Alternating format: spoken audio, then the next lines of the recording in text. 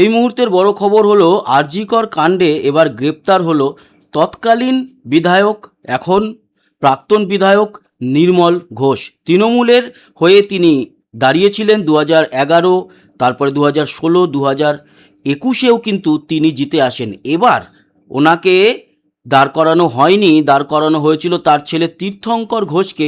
তিনি হেরে যান সেই আরজিকর মামলায়, যেই বোন, আমাদের ঘরের মেয়েকে আমরা হারিয়েছি, তারই মায়ের কাছে।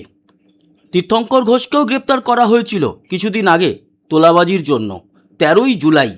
আর আজ বৃহস্পতিবার, আজ গ্রেপ্তার করা হলো 13ই আগস্ট নির্মল ঘোষকে।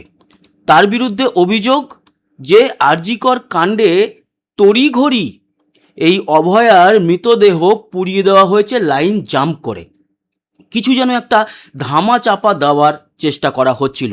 নতুন করে আবার এই বিষয়টা সামনে আসে বা জেগে ওঠে সবাই 9ই আগস্ট, গত এই 2026-এর, মানে 4-5 দিন আগে মুখ্যমন্ত্রী শুভেন্দু অধিকারী গিয়েছিলেন অভয়ার মা বাবার সঙ্গে দেখা করতে এবং শ্রদ্ধা জানাতে। 2 বছর কমপ্লিট হলো অভয়ার মৃত্যুর, সেই ব্যাপারে তিনি সেখানে কিন্তু বলেছিলেন যে কোনো দোষীরাই ছাড় পাবে না। আর এই নির্মল ঘোষ পালিয়ে পালিয়ে বেড়াচ্ছিল, তার মোবাইল সুইচ অফ, যেই মোবাইল ব্যবহার করত সেই মোবাইল সে ব্যবহার করছিল না, নতুন একটি সিম কার্ড আর নতুন একটি মোবাইল ব্যবহার করছিল, পালিয়ে গিয়েছিল ওড়িশায়, পুরীর কাছাকাছি একটি হোটেলে আত্মগোপন করেছিল। তবে পুলিশ চেষ্টা করলে সবই পারে। পুলিশ সেই টাওয়ারের লোকেশন দেখে আজ 13ই আগস্ট সকাল 9টায় গ্রেপ্তার করেছে।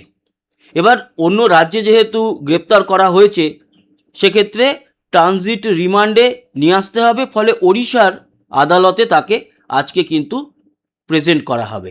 আজ রাতেই ট্রানজিট রিমান্ডে নিয়ে চলে আসবে ওয়েস্ট বেঙ্গলে, তারপর বিচার হবে।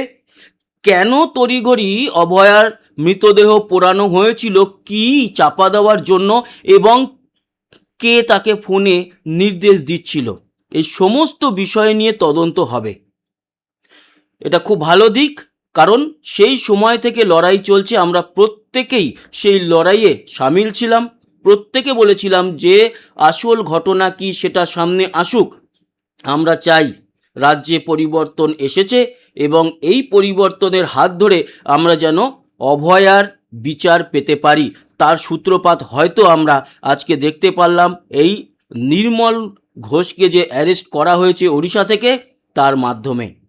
আশা করব তদন্ত ঠিকঠাক দিকে এগোক আর অবশ্যই প্রকৃত দোষী সাজা পাক। মাঝে উঠে এসেছিল আকাশ বন্দ্যোপাধ্যায়, মমতা ব্যানার্জির আরেক ভাইপো, সে নাকি সেই রাতে আরজিকর হাসপাতালে ছিল এবং সে সেখানে নাকি রাতে এই ঘটনার পর স্নানও করেছে, সেই বাথরুম ভেঙে দেওয়া হয়। পুরো ঘটনার আমরা নিরপেক্ষ তদন্ত চাই এবং আমরা চাই প্রকৃত দোষী যেন গ্রেপ্তার হয়। অভয়ার মা বাবা শুধু নয়, সারা পশ্চিমবঙ্গের মানুষ যেন বিচার পায়, কারণ সারা পৃথিবী সেই সময় কিন্তু অভয়ার জন্য একেবারে জেগে উঠেছিল। মনে আছে আপনাদের সেই রাত দখলের আন্দোলন 14ই আগস্ট, এবং সেই 14ই আগস্ট আরজিকরকে ভেঙেও দেওয়া হয়েছিল যেই অঞ্চলে এই ঘটনা ঘটেছিল বা যেই ঘরে এই ঘটনা হয়েছিল।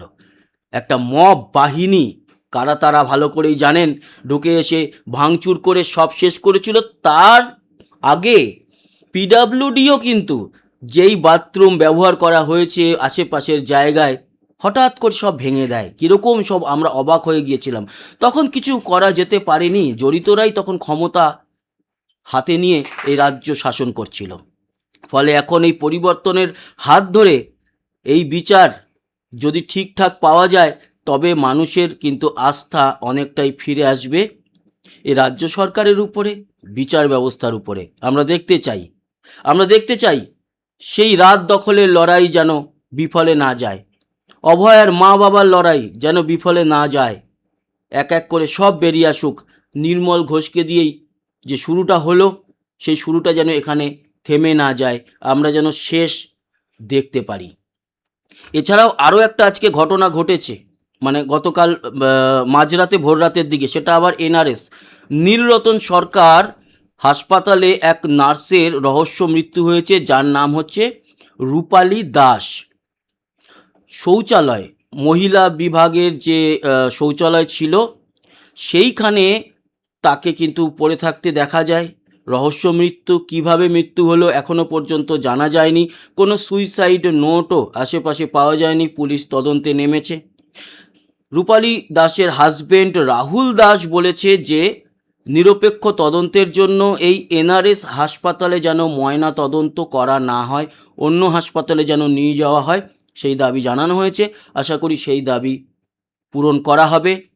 সিসিটিভি ফুটেজ খতিয়ে দেখা হচ্ছে, লোকজন সেই সময় আনাগোনা কী ছিল সেটাও দেখা হচ্ছে। এই বিষয়টার উপরেও কিন্তু আমাদের সকলের নজর দেওয়া উচিত, কারণ আরজি করের এই যে ব্যাপারটা ঘটে গেছে এত বড়, এনআরএসের এই মৃত্যুটাকেও কিন্তু ছোটোখাটো ভাবলে চলবে না। এর পিছনেও আসল কী কারণ আছে সেটাও খুঁজে বার করতে হবে এবং নিরপেক্ষ তদন্ত করতে হবে। করে এখানেও যদি কাউকে দোষী পাওয়া যায় তার যেন সঠিক শাস্তি হয়। এরকমভাবে দিনের পর দিন চলতে পারে না। এরপর তো মহিলারা ভয় পাবে হাসপাতাল বা এই ধরনের কোনো কাজে যুক্ত হতে, বলবে এখানে গেলেই তো মৃত্যু। অভয়ের মৃত্যুটাও মৃত্যু, রূপালীর মৃত্যুটাও মৃত্যু। এখানে রূপালীর নাম এবং ছবি কেন পোস্ট করা হচ্ছে আপনাদের জানিয়ে রাখি, এর সঙ্গে অন্য রকম কিছু এখনও পর্যন্ত যোগ পাওয়া যায়নি, মানে কোনো ধর্ষণ বা ওই টাইপের কিছু, ফলে তার ফেস দেখাতে কোনো আপত্তি নেই। আমি দেখাচ্ছি, শুধু তাই নয়, প্রত্যেকটা খবরের কাগজে রূপালীর ছবি বেরিয়েছে। রূপালীর মৃত্যুটা কেন হলো সেই কারণটা আমরা জানতে চাই এবং অবশ্যই তার ফ্যামিলির সঙ্গে আমরা মানসিক দিক থেকে রইলাম। তার স্বামী রাহুল দাস, সেও যেন বিচার পায় এবং সঠিক তদন্তে আসল খবর উঠে আসে। এই ছিল আলোচনা এই মুহূর্তের এই দুটো বিষয় নিয়ে। এরপর আরেকটা আলাদা ডেডিকেটেড ভিডিও আমরা নিয়ে আসছি, সেটা হচ্ছে নেতাজিকে নিয়ে কুরুচিকর মন্তব্য। গতকালকে আমাদের মুখ্যমন্ত্রী বলেছেন যে ব্যবস্থা নেওয়া হবে, মেনে নেওয়া হবে না, ক্ষমা চেয়েও পোস্ট করতে হবে, আর ক্ষমা চেয়ে পোস্ট করলে, পুরনো পোস্ট ডিলিট করলেও তাদের যে ছেড়ে দেওয়া হবে সেটা ভাবলেও চলবে না। ফলে অনন্ত মহারাজকে নিয়ে জিজ্ঞেস করা হয়েছিল যে তাকেও কি গ্রেপ্তার করা হবে, যেহেতু সে বিজেপির লোক। সেক্ষেত্রে মুখ্যমন্ত্রী বলেছেন যে আইন সবার জন্যই সমান। ফলে আমরা যারা এই আমরা বলতে আমরা দেখতে চাই যারা এই রকম একটা নোংরা কাজ করেছে, আমাদের সকলের প্রিয় নেতাজিকে নিয়ে এই রকম কুরুচিকর মন্তব্য এবং পোস্ট করেছে, তাদের প্রত্যেককে যেন গ্রেপ্তার করা হয়, ক্ষমা চাইলে হবে না।